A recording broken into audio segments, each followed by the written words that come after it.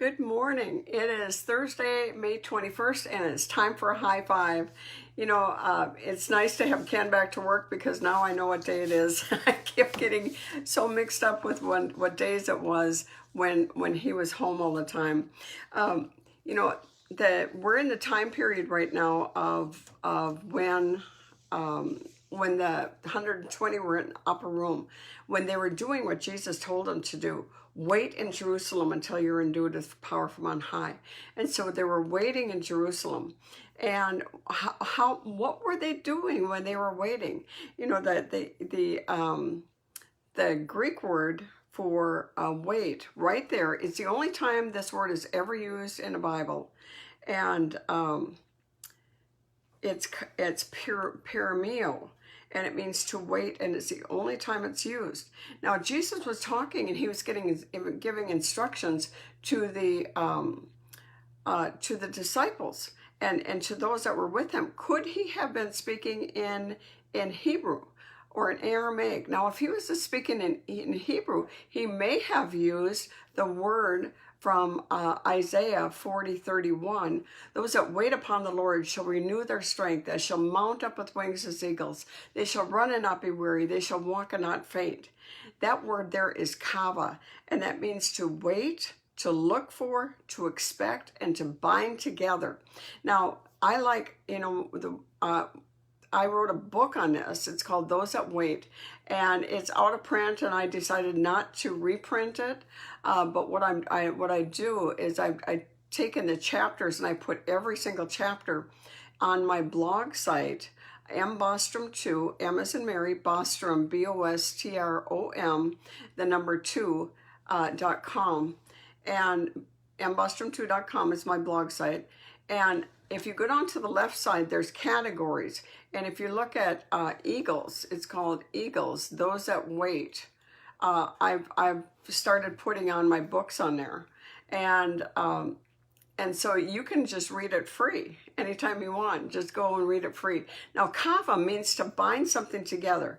If you take like a wicker chair, it's made of things that are very weak in themselves, but when you bind them together and make a wicker chair, a 300-pound man can sit on that wicker chair because it is bound together. And that is a powerful word, that word kava. It came during the time when the Assyrians had taken all of the Middle East, and here it came to the time when Isaiah and Hezekiah they were standing strong in Jerusalem, because Jerusalem was the only thing in the Middle East that was still standing. And Isaiah would prophesy, and then Hezekiah would take it before in the throne and in the temple, and he'd lay it before the Lord, and he would just worship, and he was saying, God, you got mail. And so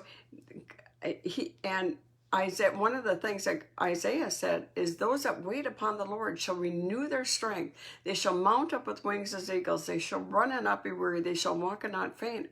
Because Sennacherib had, history records, he had 700 war eagles that he had trained, and they were trained killers. They were trained to go and actually decapitate heads of the people in Jerusalem. That's why they were afraid of their own shadow, because they were thinking another eagle was coming. And so it's all in my series, my CD on those that war eagles that I put out. But that's what I believe that they were doing in the upper room, and I believe that's what should be doing today. I believe in the upper room they were binding their thoughts and their emotions around the promises that Jesus had said, because he's not a liar.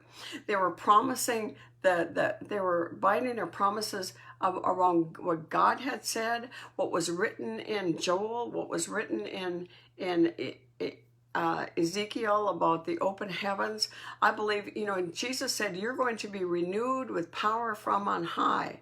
And they wanted the same miracle working power that Jesus had to cast out demons, to lay hands on the sick. They wanted that miracle working power. And it comes from waiting upon the Lord. So just go to my blog site, ambostrom2.com, go to the left side, go to where it says Eagles, Those That Wait, and you can learn more, read my book there for free. I haven't got the whole thing on. Actually, I'm looking for my book. It's around the house somewhere, so I can finish it off today. But God bless you. Have a great day.